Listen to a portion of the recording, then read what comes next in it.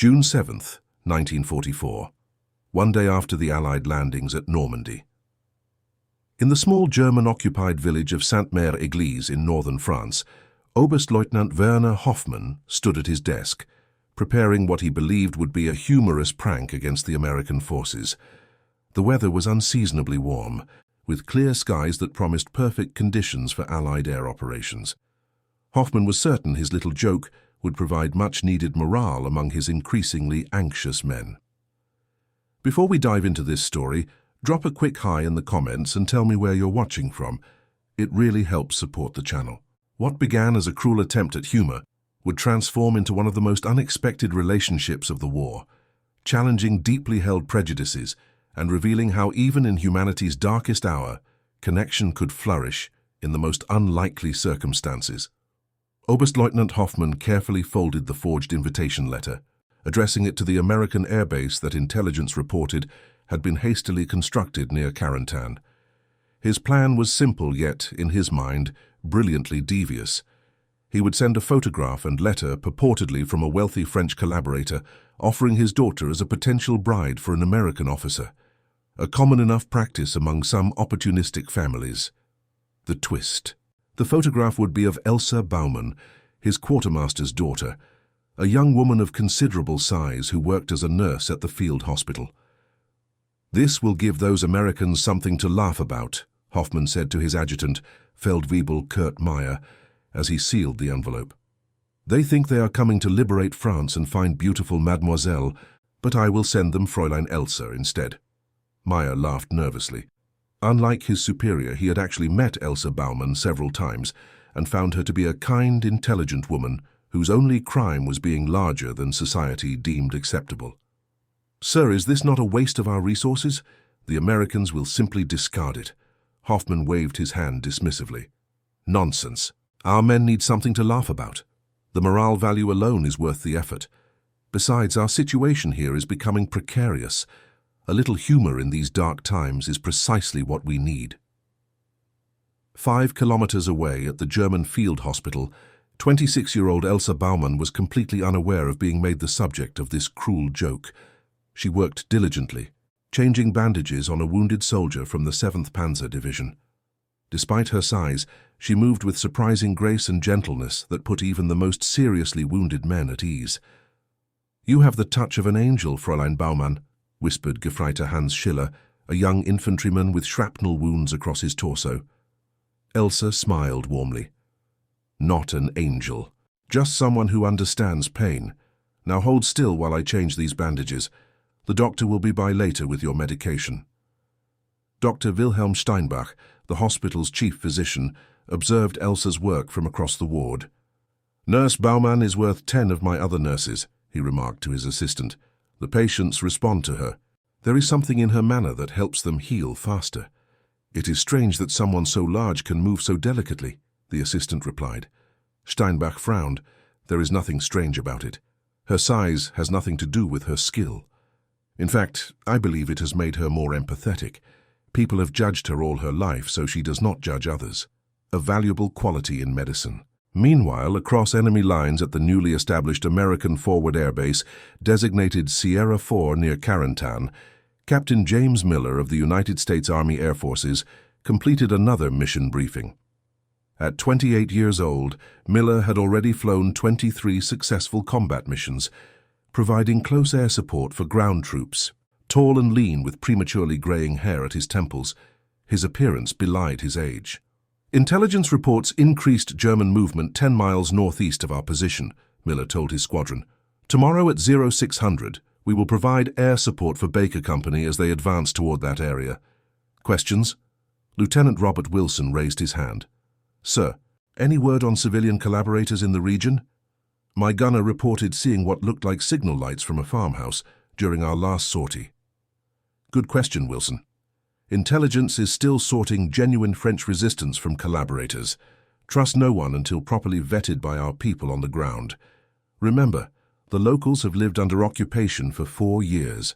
Their loyalties are complicated." As the meeting dispersed, Colonel Frank Harrison, the base commander, approached Miller with an unusual envelope. "Captain, This was intercepted by our intelligence team. Apparently meant as some sort of psychological warfare, though a particularly bizarre attempt. Miller took the envelope, examining the elegant handwriting on its surface. "What is it, sir?" "Open it. You will not believe it until you see it."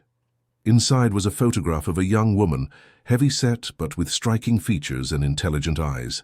Despite her size, there was something immediately captivating about her expression, a mixture of kindness and quiet strength. Accompanying the photograph was a letter, supposedly from a French father offering his daughter in marriage to an American officer. "Intelligence determined it is actually a German prank," Harrison explained. "The woman is Elsa Baumann, daughter of a German quartermaster. They apparently thought sending a photograph of an overweight woman would somehow demoralize us." Harrison shook his head in disgust. "Pathetic attempt at psychological warfare, if you ask me." Miller studied the photograph more closely. Unlike his commanding officer, he was not disgusted. He was intrigued. Something about the woman's eyes caught his attention. They seemed to hold a story he wanted to know. "What will happen to her when we push forward?" Miller asked. Harrison looked surprised by the question. "I imagine she will retreat with the German forces." "Why do you ask?" Miller handed the photograph back, maintaining his professional demeanor. "Just curious about civilian casualties, sir. We should be prepared for humanitarian considerations as we advance." What Miller did not share was his own personal history. Before the war, he had been engaged to Catherine Williams, a woman from his hometown in Pennsylvania. Catherine had abruptly broken their engagement after meeting a wealthy businessman who offered her the luxury Miller's teacher's salary could not provide. Her parting words had cut deeply. "I need someone substantial, James. You're just too ordinary." From that day forward, Miller had distrusted conventional beauty, seeing it as often paired with shallowness of character. The woman in the photograph, mocked by the Germans for her size, stirred something in him. If she was being ridiculed by the Nazis, perhaps there was something extraordinary about her. Later that night, Miller found himself unable to sleep. The woman's face from the photograph kept appearing in his mind.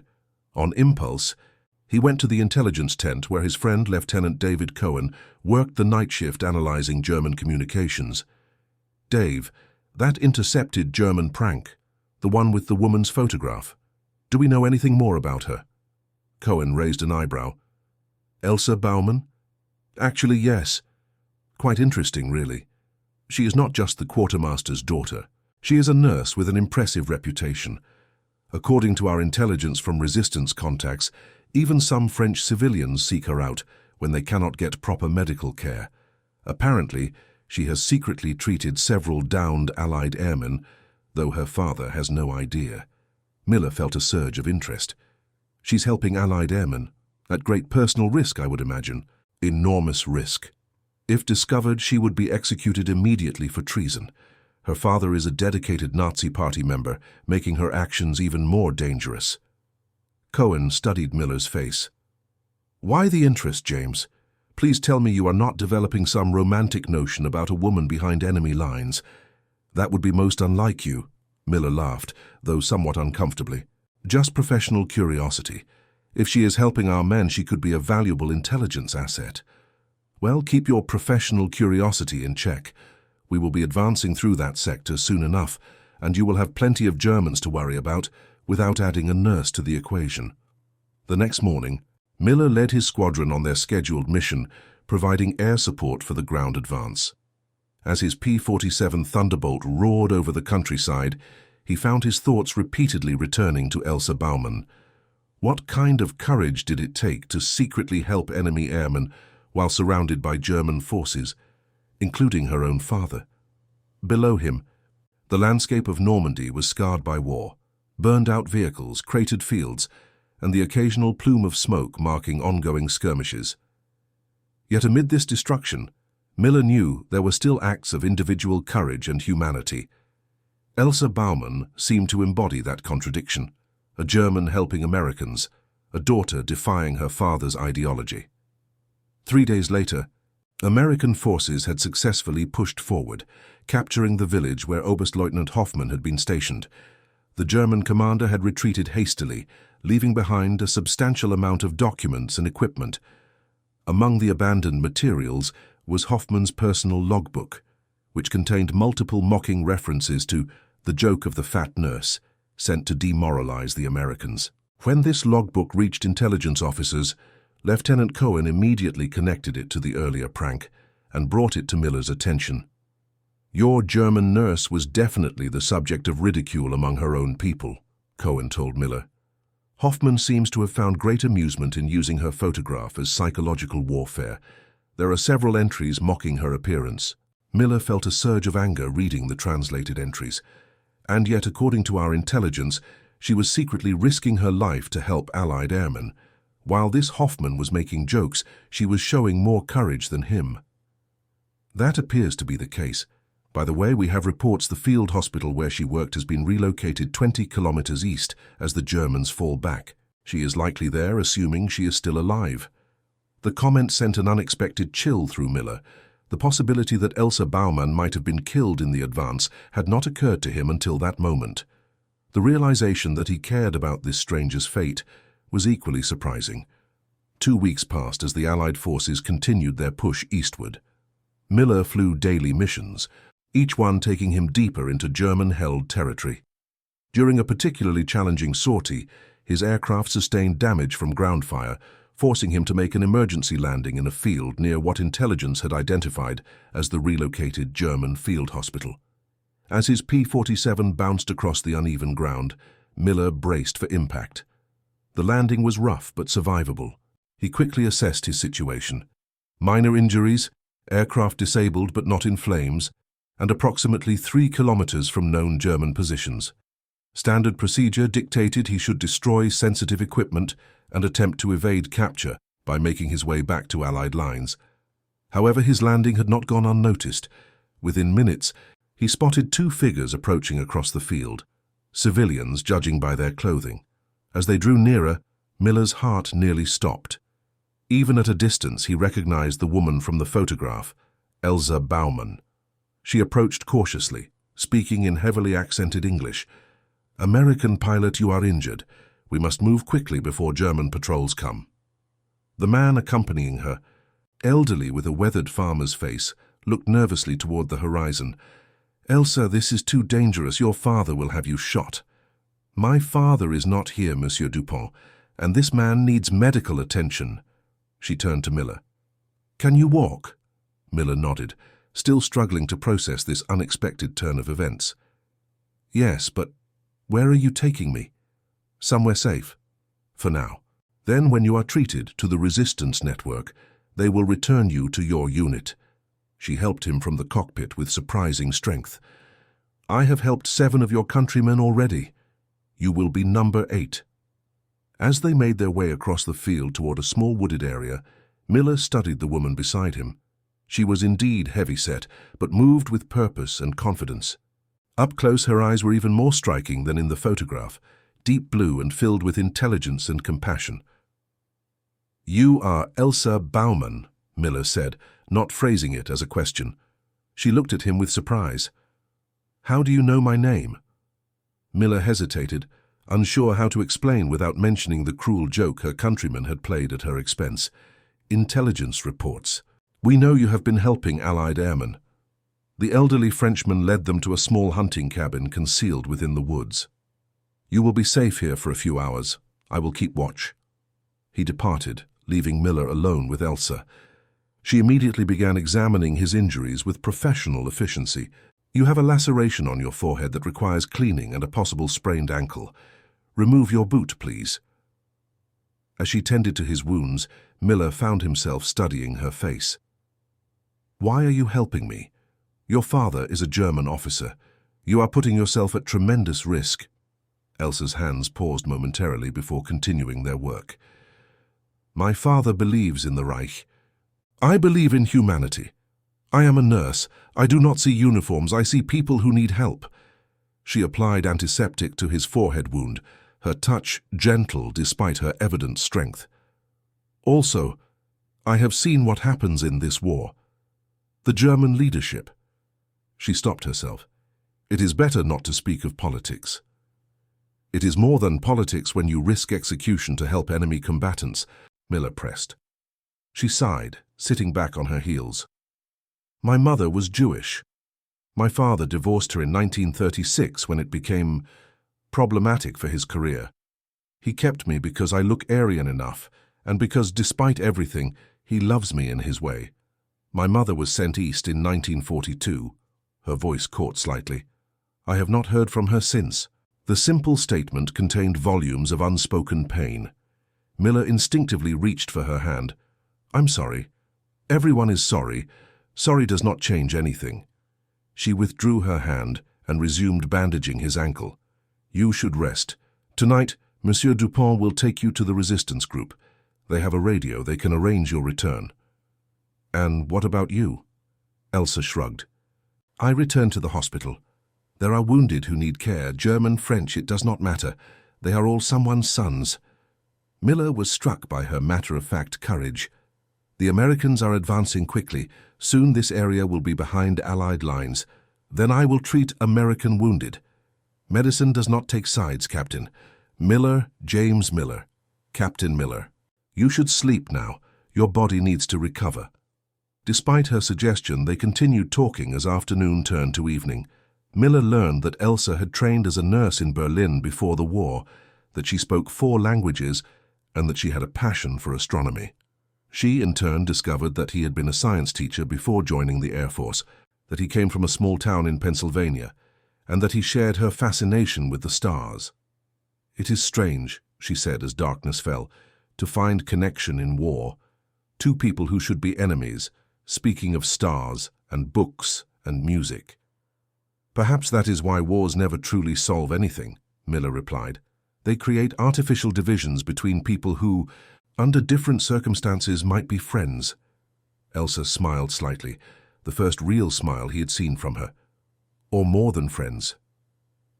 The question hung in the air between them, filled with possibilities neither of them could fully articulate. Before Miller could respond, Monsieur Dupont returned, announcing it was time to move. The resistance contact will meet us at the old mill in 30 minutes, he explained. We must hurry. Miller turned to Elsa. Come with me. Cross to the Allied lines. You will not be safe here when they discover you have helped me. She shook her head. I cannot. There are patients who depend on me, and my father. Complicated as our relationship is, I cannot simply disappear. He would be punished. Then let me find you when this area is liberated. Tell me how. Impulsively, Elsa removed a small medallion from around her neck, a silver star on a simple chain. My mother gave me this.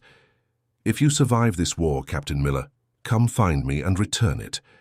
Miller carefully placed the medallion in his breast pocket. I will find you, Elsa Baumann. That is a promise.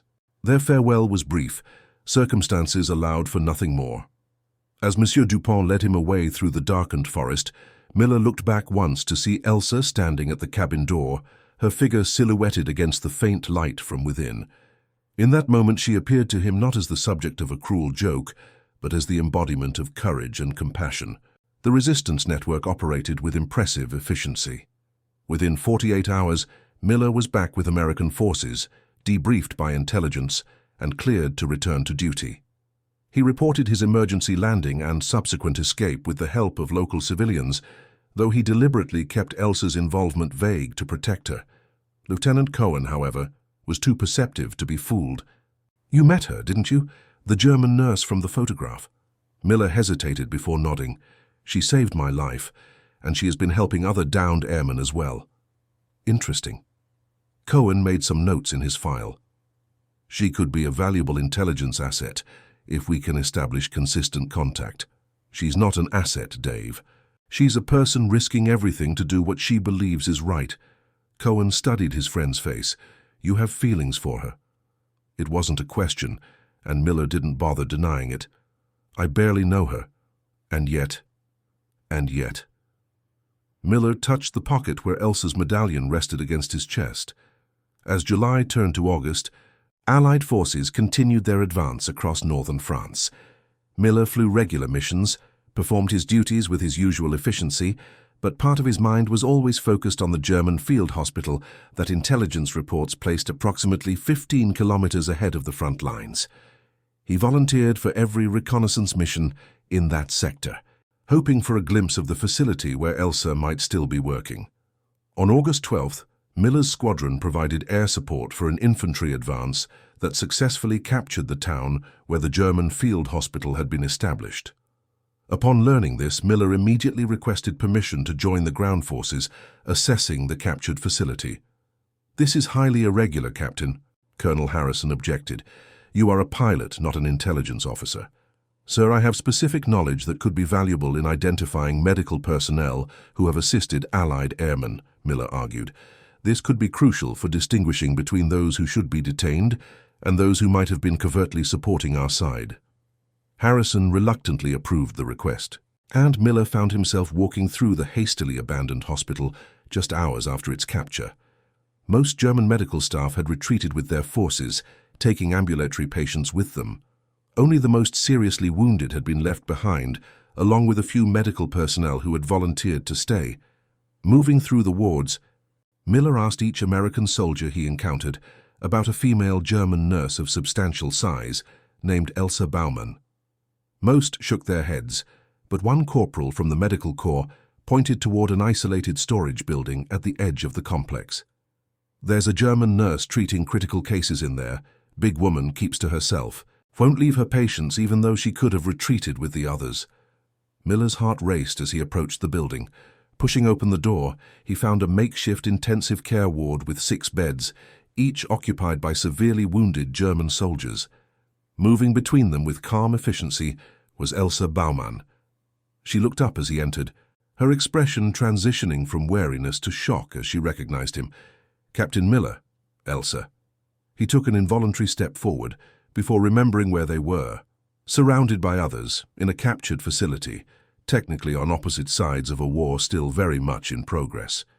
An American medical officer entered behind Miller. "Captain, you should not be in here. These patients are being processed for transfer to the POW medical facility." Miller nodded. "Of course, I was just confirming something for intelligence." The officer glanced at Elsa. "This nurse has been cooperative. She is providing critical information about the patient's conditions and treatments. We are considering her request to accompany them to the POW facility to continue their care." Once the officer departed, Miller moved closer to Elsa. "You stayed. They needed me." She gestured to the wounded men. "Your medical officers are skilled, but they do not speak German. These men are frightened, in pain. I could not leave them." "You could have been shot as a spy, or imprisoned." She smiled slightly. "Yet here I am, speaking with an American captain who does not seem interested in having me arrested." Miller lowered his voice. "I still have your medallion." Her eyes softened. "I did not expect to see you again so soon." "Nor I you.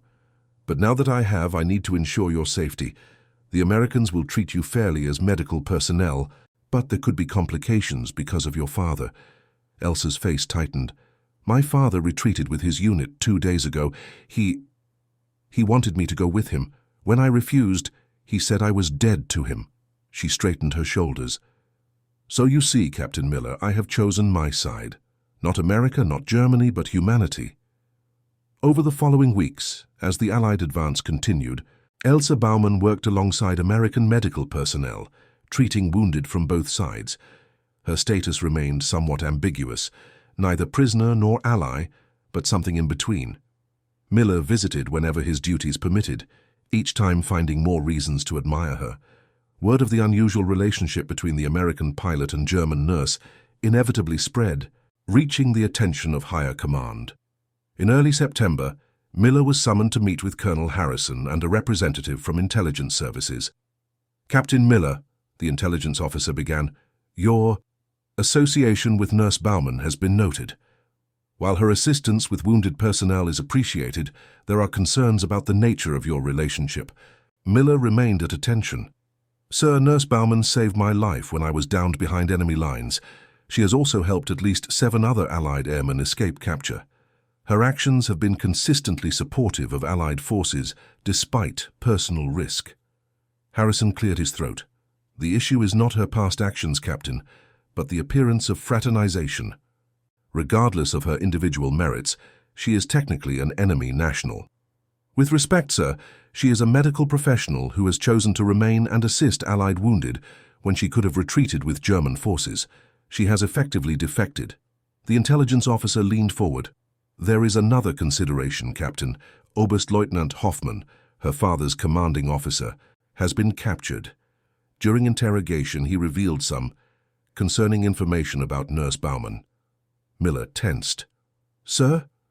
Apparently, Hoffmann used Nurse Baumann's photograph in an attempt at psychological warfare, sending it to American forces as a cruel joke because of her physical appearance.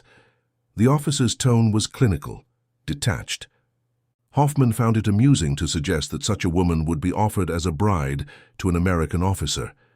Miller struggled to keep his expression neutral, though inside he was seething. I was aware of this, sir. It demonstrates the character of Oberstleutnant Hoffmann, not Nurse Baumann. Colonel Harrison studied Miller carefully. You knew about this? Yes, sir. It was irrelevant to my assessment of Nurse Baumann's value as a medical professional and her contributions to Allied wounded. The intelligence officer exchanged glances with Harrison. Very well, Captain. For now, Nurse Baumann will remain under observation, but allowed to continue her medical duties. However, I must caution you about becoming too personally involved. The war is not over, and complications could still arise regarding her status. Understood, sir. As autumn descended on France, the Allied advance continued eastward toward Germany itself. Miller maintained his regular visits to Elsa, their connection deepening despite the barriers of circumstance and regulation. During one such visit in late September, they managed a rare moment of privacy in the hospital's small garden. The medical commander has requested I join a forward unit, Elsa told him. They need German-speaking medical personnel as they advance into Germany.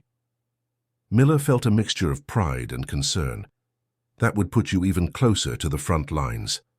I go where I am needed, James, just as you do. She had begun using his first name during their private conversations, a small intimacy that meant more than either would acknowledge. Have you thought about after? When this is all over? Elsa's expression grew distant. After seems impossible to imagine. My father has disowned me. My mother is likely dead. My country is being defeated, deservedly so, but it is still painful to witness. What place will there be for someone like me? Miller took her hand, no longer concerned about who might see. There could be a place with me, in America. She looked at him with surprise. James, be sensible. You are caught in the romance of wartime. A handsome American pilot and a woman like me. Once you return home surrounded by your own people, you would see the reality. What reality? Look at me, James.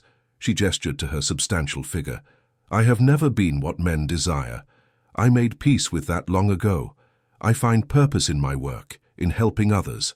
That is enough. Miller's response was passionate. The men who failed to see your worth were blind. I see you, Elsa Baumann, your courage, your intelligence, your compassion. The first time I saw your photograph before I even met you, something in your eyes called to me.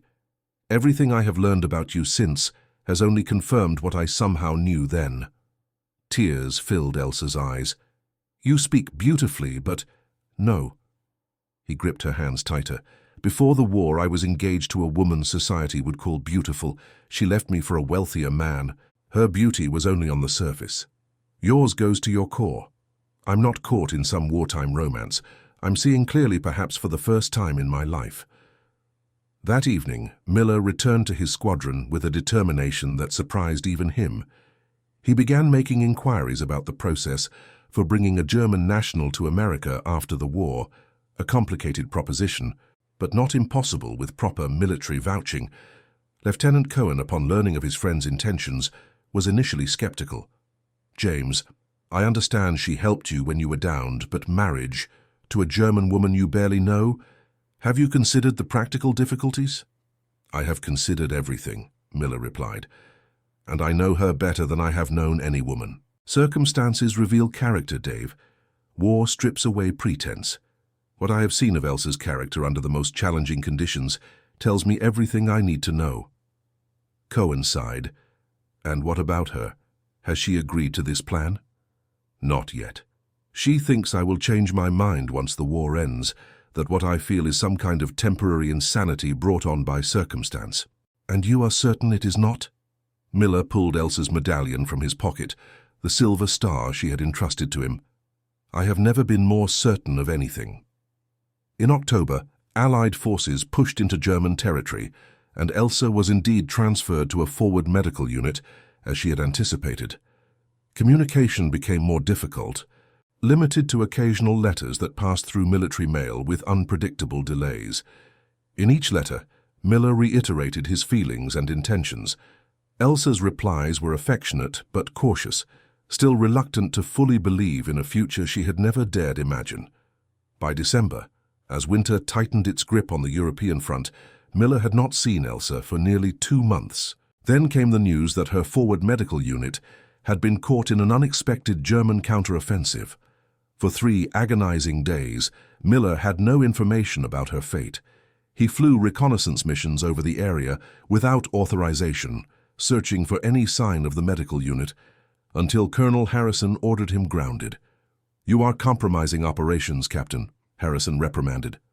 "Your personal concerns cannot take precedence over military objectives." Miller accepted the discipline, but continued seeking information through every available channel. Finally, word came through intelligence. The medical unit had been relocated safely, with all personnel accounted for. Elsa was alive and continuing her work. Relief flooded through him, followed by renewed determination. The war would end. All wars eventually did. And when it did, he would find her. The future he imagined might seem improbable to others, perhaps even to Elsa herself, but Miller had absolute faith in its possibility. In April 1945, as Allied forces advanced deeper into Germany, and victory seemed increasingly certain, Miller finally received permission to visit the forward medical unit, where Elsa was stationed. The journey took him through landscapes devastated by war, cities reduced to rubble, fields scarred by artillery, forests splintered by bombs. The human cost of the conflict was written across the land itself. When he arrived at the field hospital, he found it overwhelmed with casualties from both sides. Medical personnel worked around the clock, their faces etched with exhaustion. He searched the crowded wards until finally spotting Elsa in a surgical recovery area, monitoring patients with her characteristic focused attention. She looked up as he approached, her fatigue momentarily replaced by joy. "James!" For once she abandoned professional decorum, embracing him in full view of patients and staff alike. "I did not know you were coming." "Neither did I until yesterday." He held her tightly, oblivious to the curious glances around them. "Are you all right?" "I heard about the counter-offensive." "I am fine, tired like everyone, but fine." She stepped back, suddenly aware of their public display. "We should talk elsewhere." They found a quiet corner in the staff break area, little more than a small tent with a few chairs and a makeshift coffee station. Elsa poured them each a cup of the weak, rationed coffee. "You look tired," she observed. "So do you." She smiled. "It will soon be over, they say. Perhaps weeks, not months." "Yes." Miller reached for her hand across the small table. "And then what, Elsa?" She looked down at their joined hands. "You still ask this question, and will continue asking until you give me an answer. Come to America with me. Be my wife." Her eyes met his, filled with both longing and doubt. "James, you know the difficulties. I am German. Your country has been at war with mine. There will be suspicion, prejudice, which we will face together." He squeezed her hand. "Do you love me, Elsa? That is the only question that matters." For a long moment she was silent, then almost whispering, "Yes. God help me, I do. Then the rest is just details." He reached into his pocket and withdrew her medallion, the silver star catching the dim light. "You asked me to return this when I found you. I have found you, Elsa Baumann, and I have no intention of losing you again." Rather than returning the medallion, he kept it in his palm as he knelt beside her chair. "This star guided me back to you. Now I am asking you to follow it with me, to a new life. Will you marry me, Elsa? Around them, the sounds of the hospital continued, moans of the wounded, calls of medical staff, the distant rumble of artillery. Yet in that moment, there was only the two of them, brought together by a cruel joke that had transformed into something neither could have anticipated. Tears spilled onto Elsa's cheeks. "Yes," she whispered. "Yes, I will marry you, James Miller." He slipped the chain around her neck once more, the star resting against her heart. "Then it is settled." The process of bringing Elsa to America after the war was indeed complicated, requiring multiple affidavits, security clearances, and the personal intervention of Colonel Harrison, who had ultimately become supportive of their relationship. By the spring of 1946, they were married in Philadelphia, with Lieutenant Cohen serving as best man. The early years were not without challenges. There were neighbors who whispered about the German war bride, others who made cruel comments about Elsa's size. But for every person who rejected them, there were others who embraced this unusual couple and the love they had found amid humanity's darkest chapter. James returned to teaching science, while Elsa's nursing skills and multilingual abilities secured her a position at the local hospital. They bought a small house with a garden where Elsa grew vegetables and flowers, and a porch where they would sit in the evenings, looking up at the stars they both loved. In 1952, they received a letter from Germany, from Oberstleutnant Werner Hoffmann, who had been released from Allied imprisonment and was seeking to reconnect with his daughter. The letter contained a formal apology for his grievous error in judgment regarding the photograph incident and a request for forgiveness. Elsa read the letter multiple times before deciding to respond. "He is an old man now," she told James. "The world he believed in is gone. He has lost everything except, perhaps, the hope of reconciliation with his daughter." "It is your decision," James replied, "but remember that his cruelty, however unintentionally, brought us together." Elsa smiled. "Perhaps that is why forgiveness comes easier than expected. His joke led me to the greatest happiness of my life." They invited Hoffmann to visit America the following summer. The reunion was initially awkward, but gradually warmed as the former German officer came to see the life his daughter had built. Her respected position at the hospital, her loving marriage, her comfortable home in a peaceful neighborhood. Before departing, Hoffmann pulled James aside. "I must confess something, Captain Miller. When I sent that photograph as what I foolishly thought was a joke, I had no idea it would lead to this. Seeing you together now, I understand what I did not then." "And what is that?" James asked, the older man's eyes filled with uncharacteristic emotion. "That beauty takes many forms, and the most important ones are invisible to those too blind to look beyond the surface." In the years that followed, James and Elsa Miller became known in their community for their hospitality and kindness. Their home became a gathering place for international students, refugees, and anyone who felt like an outsider. Elsa, who had once been mocked for her size, became beloved for the generosity of spirit that matched her physical presence. When asked about their unusual love story, James would simply say, "War makes enemies of strangers. Love makes family of enemies. We chose love." And that concludes our story. If you made it this far, please share your thoughts in the comments. What part of this historical account surprised you most? Don't forget to subscribe for more untold stories from World War II, and check out the video on screen for another incredible tale from history. Until next time.